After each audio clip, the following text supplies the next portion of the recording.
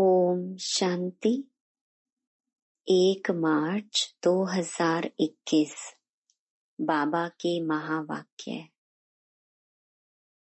मीठे बच्चे, तुम्हें आपस में बहुत बहुत रूहानी स्नेह से रहना है। कभी भी मतभेद में नहीं आना है। प्रश्न: हरेक ब्राह्मण बच्चे को अपनी दिल से कौन सी बात पूछनी चाहिए? उत्तर: अपनी दिल से पूछो। पहला, मैं ईश्वर की दिल पर चढ़ा हुआ हूँ। दूसरा, मेरे में दैवी गुणों की धारणा कहाँ तक है? तीसरा, मैं ब्राह्मण ईश्वरीय सर्विस में बाधा तो नहीं डालता। चौथा, सदा शीर खंड रहता हूँ। हमारी आपस में एक मत है। पांचवा, मैं सदा श्रीमत का पालन करता हूँ। गीत: भोलेनाथ से निराला कोई और नहीं। ओम शांति। तुम बच्चे हो ईश्वरीय संप्रदाय। आगे थे आसुरी संप्रदाय। आसुरी संप्रदाय को यह पता नहीं है कि भोलानाथ किसको कहा जाता है। यह भी नहीं जानते कि शिव शंकर अलग अलग हैं। वह शंकर देवता है, शिव बाप है। कुछ भी नहीं जानते हैं। अब तुम हो ईश्वरीय संप्रदाय अथवा ईश्वरीय फैमिली। वह है आसुरी फैमिली रावण की। कितना फर्क है। अभी तुम ईश्वरीय फैमिली में ईश्वर द्वारा सीख रहे हो कि एक दो में रूहानी प्यार कैसा होना चाहिए। एक दो में ब्राह्मण कुल में यह रूहानी प्यार यहाँ से भरना है।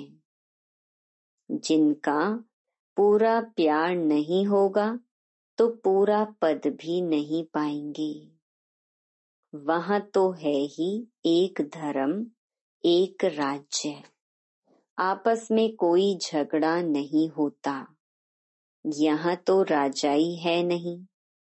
ब्राह्मणों में भी देह अभिमान होने कारण मतभेद में आ जाते हैं। ऐसे मतभेद में आने वाले सजाएं खाकर फिर पास होंगे। फिर वहाँ एक धर्म में रहते हैं तो वहाँ शांति रहती है।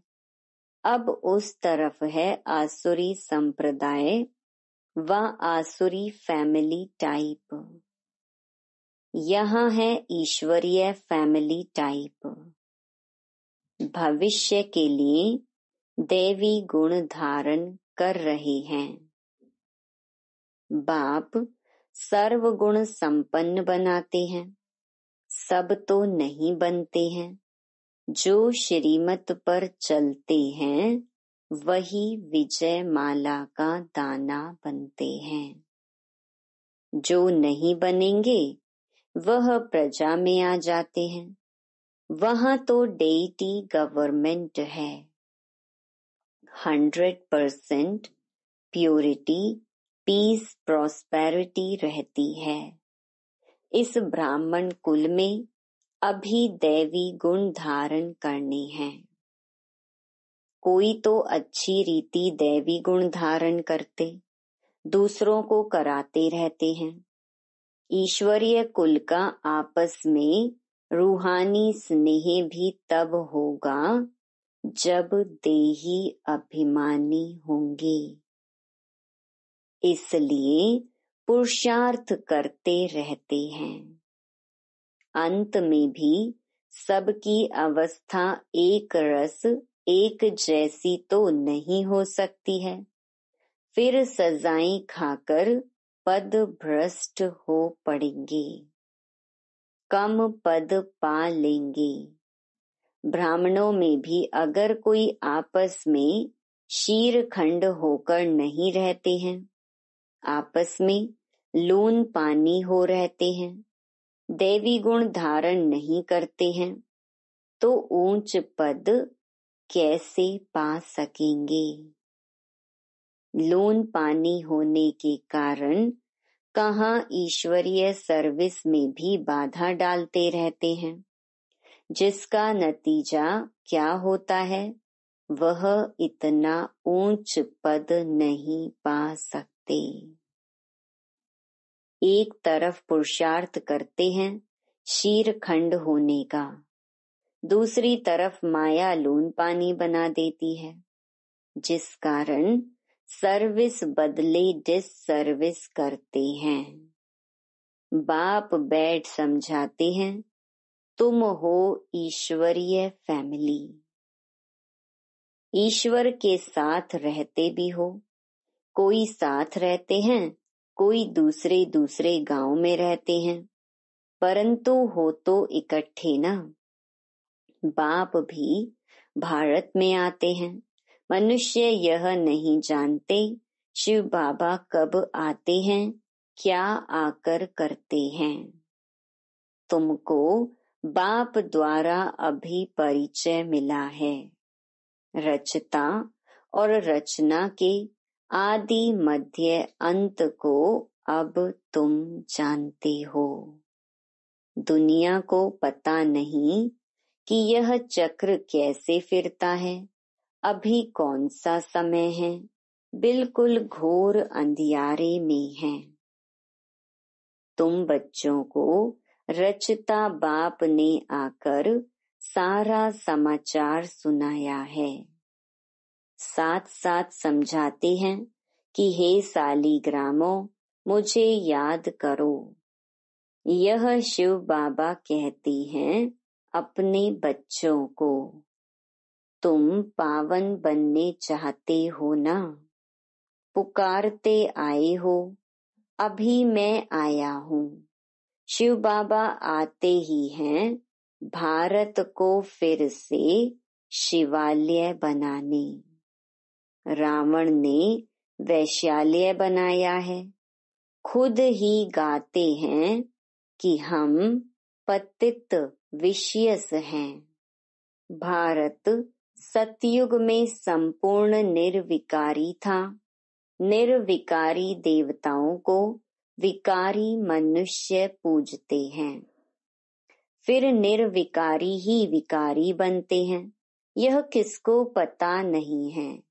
पूज्य तो निर्विकारी थे, फिर पुजारी विकारी बने हैं, तब तो बुलाते हैं हे पतित पावन आओ, आकर निर्विकारी बनाओ। बाप कहते हैं यह अंतिम जन्म तुम पवित्र बनो, मामेकम याद करो तो तुम्हारे पाप कट जाएंगे और तुम तमो प्रधान से सतो प्रधान देवता बन जाएंगे। फिर चंद्रवंशी क्षत्रिय फैमिली टाइप में आएंगे। इस समय हो ईश्वरीय फैमिली टाइप, फिर दैवी फैमिली में 21 जन्म रहेंगे। इस ईश्वरीय फैमिली में तुम अंतिम जन्म पास करते हो। इसमें तुमको पुरुषार्थ कर फिर सर्व गुण संपन्न बनना है। तुम पूज्य थे, बरोबर राज्य करते थे, फिर पुजारी बने हो। यह समझाना पड़े ना, भगवान है बाप, हम उनके बच्चे हैं तो फैमिली हुई ना। गाते भी हैं, तुम मात पिता हम बालक तेरे। तो फैमिली ठहरे ना। अब बाप से सुख घनेरे मिलते हैं। बाप कहते हैं, तुम हमारी फैमिली बेशक हो, परंतु ड्रामा प्लान अनुसार रावण राज्य में आने के बाद फिर तुम दुख में आते हो तो पुकारते हो। इस समय तुम एक्यूरेट फैमिली हो। फिर तुमको भविष्य 21 जन्म लिए वर्षा देता हूँ। यह वर्षा फिर दैवी फैमिली में 21 जन्म कायम रहेगा। दैवी फैमिली सतयुग त्रेता तक चलती है। फिर रावण राज्य होने से भूल जाते हैं कि हम दैवी फैमिली के हैं। वाम मार्ग में जाने से आसुरी फैमिली हो जाती है। 63 जन्म सीढ़ी गिरते आए हैं। यह सारी नॉलेज तुम्हारी बुद्धि में है। किसको भी तुम समझा सकते हो।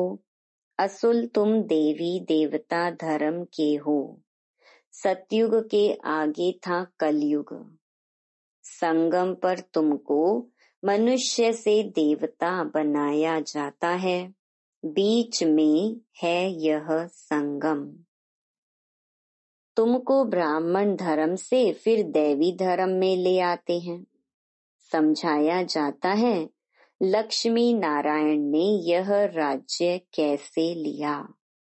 उनसे पहले आसुरी राज्य था, फिर दैवी राज्य कब और कैसे हुआ। बाप कहते हैं कल्प कल्प संगम पर आकर तुमको ब्राह्मण देवता क्षत्रिय धर्म में ले आते हैं। यह है भगवान की फैमिली। सब कहते हैं गॉड फादर, परंतु बाप को न जानने के कारण निधन के बन गए हैं। इसलिए बाप आते हैं घोर अंधियारे से सोजरा करने। अब स्वर्ग स्थापन हो रहा है। तुम बच्चे पढ़ रहे हो, दैवी गुण धारण कर रहे हो। यह भी मालूम होना चाहिए शिव जयंती मनाते हैं। शिव जयंती के बाद फिर क्या होगा। जरूर दैवी राज्य की जयंती हुई होगी ना। हेवनली गॉड फादर हेवन की स्थापना करने हेवन में तो नहीं आएंगे। कहते हैं मैं हेल और हेवन के बीच में संगम पर आता हूँ। शिवरात्रि कहते हैं ना, तो रात में मैं आता हूँ। यह तुम बच्चे समझ सकते हो। जो समझते हैं वह औरों को भी धारण कराते हैं। दिल पर भी वह चढ़ते हैं जो मनसा वाचा कर्मणा सर्विस पर तत्पर रहते हैं। जैसी जैसी सर्विस उतना दिल पर चढ़ते हैं। कोई ऑलराउंड वर्कर्स होते हैं, सब काम सीखना चाहिए। खाना पकाना, रोटी पकाना, बर्तन मांजना, यह भी सर्विस है ना। बाप की याद है फर्स्ट। उनकी याद से ही विकर्म विनाश होते हैं। यहाँ का वर्षा मिला हुआ है। वहाँ सर्व गुण संपन्न रहते हैं। यथा राजा रानी तथा प्रजा। दुख की बात नहीं होती। इस समय सब नरकवासी हैं। सबकी उतरती कला है, फिर अभी चढ़ती कला होगी। बाप सबको दुख से छुड़ाए सुख में ले जाते हैं। इसीलिए बाप को लिबरेटर कहा जाता है। यहाँ तुमको नशा रहता है। हम बाप से वर्षा ले रहे हैं, लायक बन रहे हैं। लायक तो उनको कहेंगे जो औरों को राजाई पद पाने लायक बनाते हैं। यह भी बाबा ने समझाया है।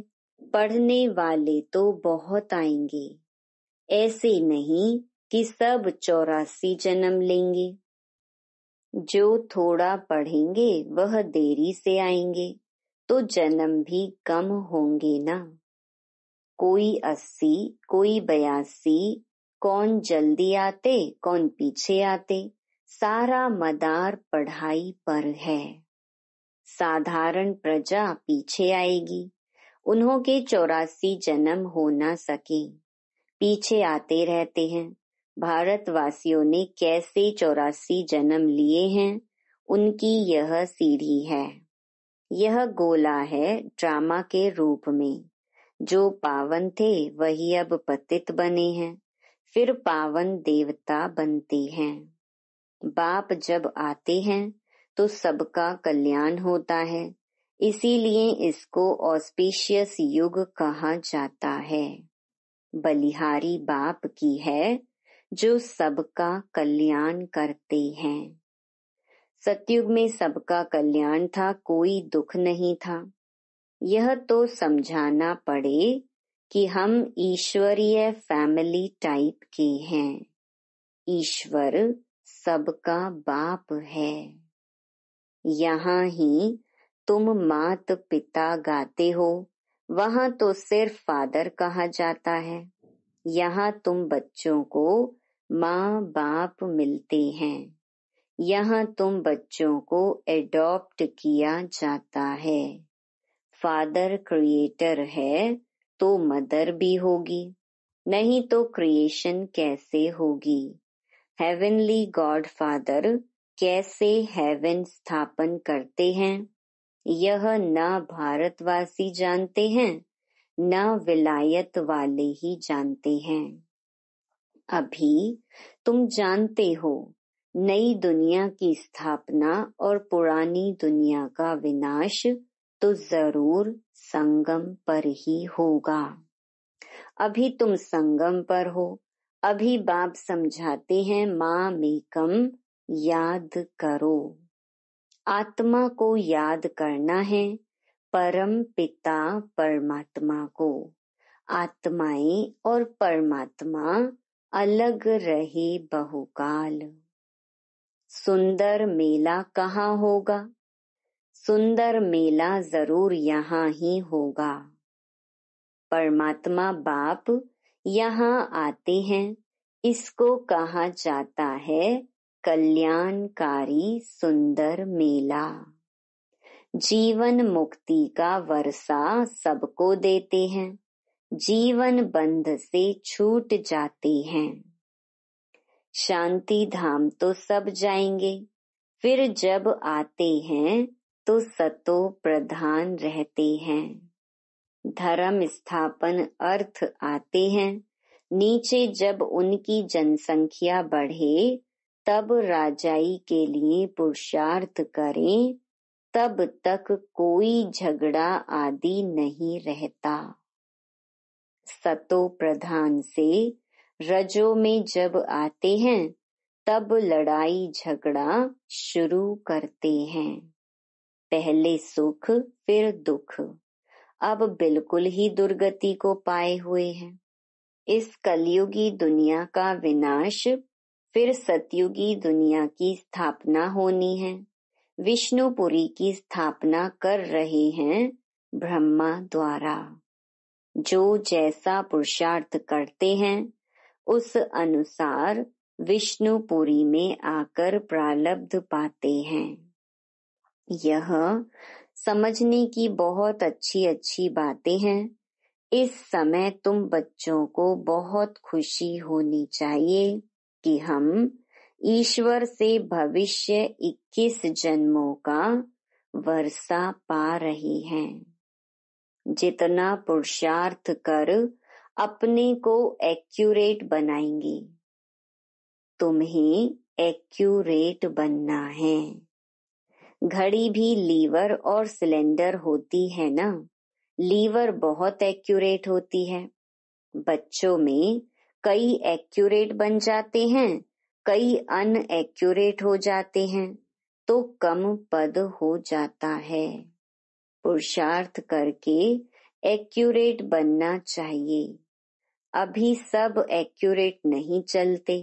तदबीर कराने वाला तो एक ही बाप है। तकदीर बनाने के पुरुषार्थ में कमी है, इसीलिए पद कम पाते हैं। श्रीमत पर ना चलने के कारण, आसुरी गुण ना छोड़ने कारण, योग में ना रहने कारण यह सब होता है। योग में नहीं है तो फिर जैसे पंडित। योग कम है, इसीलिए शिव बाबा तरफ लव नहीं रहता। धारणा भी कम होती है, वह खुशी नहीं रहती। शक्ल ही जैसे मुर्दो मिसल रहती है। तुम्हारे फीचर्स तो सदैव हर्षित रहने चाहिए, जैसे देवताओं के होते हैं। बाप तुमको कितना वर्षा देते हैं। कोई गरीब का बच्चा साहूकार के पास जाए तो उनको कितनी खुशी होगी। तुम बहुत गरीब थे, अब बाप ने एडॉप्ट किया है तो खुशी होनी चाहिए। हम ईश्वरीय संप्रदाय के बने हैं, परंतु तकदीर में नहीं हैं तो क्या किया जा सकता है। पद भ्रष्ट हो जाता है, पटरानी बनते नहीं। बाप आते ही हैं पटरानी बनाने। तुम बच्चे किसको भी समझा सकते हो कि ब्रह्मा, विष्णु, शंकर तीनों हैं शिव के बच्चे। भारत को फिर से स्वर्ग बनाते हैं ब्रह्मा द्वारा। शंकर द्वारा पुरानी दुनिया का विनाश होता है। भारत में ही बाकी थोड़े बचते हैं। प्रलय तो होती नहीं, परंतु बहुत खलास हो जाते हैं, तो जैसे कि प्रलय हो जाती है। रात दिन का फर्क पड़ जाता है। वह सब मुक्ति धाम में चले जाएंगे। यह पतित पावन बाप का ही काम है।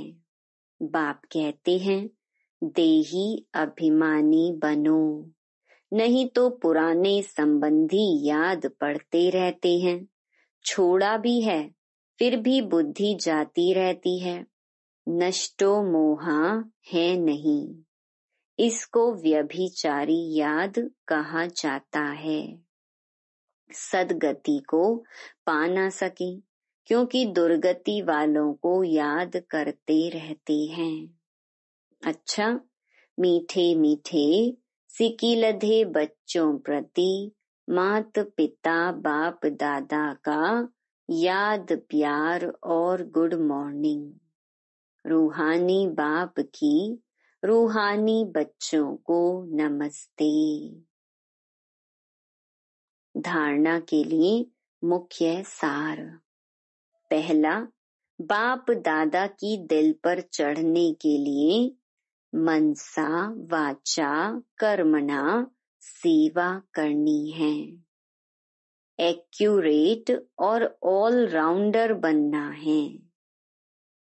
दूसरा, ऐसा देही अभिमानी बनना है जो कोई भी पुराने संबंधी याद ना आए। आपस में बहुत बहुत रूहानी प्यार से रहना है। लून पानी नहीं होना है। वरदान, सदा साथ के अनुभव द्वारा मेहनत की अविद्या करने वाले अतीन्द्रिय सुख व आनंद स्वरूप भव। जैसे बच्चा अगर बाप की गोदी में है तो उसे थकावट नहीं होती। अपने पांव से चले तो थकेगा भी, रोएगा भी।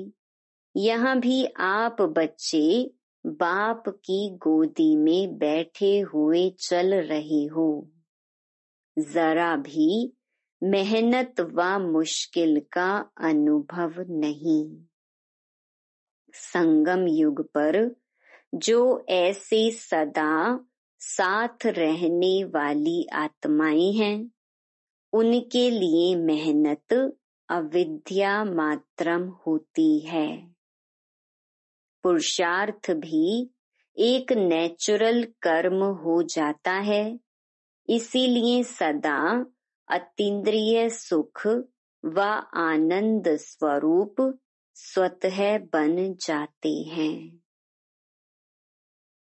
स्लोगन: रूहे गुलाब बन अपनी रूहानी वृत्ति से वायुमंडल में रूहानियत की खुशबू फैलाओ। Om Shanti. To watch Peace of Mind channel videos on YouTube, subscribe us on youtube.com/tvpeaceofmind. Just a click for a peaceful life.